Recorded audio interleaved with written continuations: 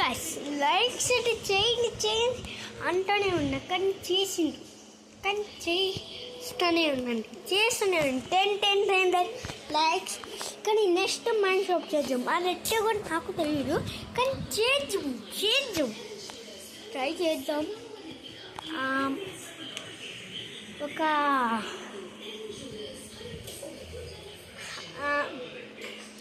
మనము ఇంతమంది వీడియోస్ చేసింది కానీ నా వీడియోస్కు చెయ్యరా లైక్స్ అట్లని.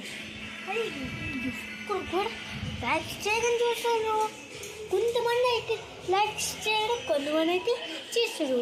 వాళ్ళకి ఎవరు చేస్తాడో వాళ్ళకైతే ఫ్రీగా నా యూట్యూబ్ ఛానల్ నా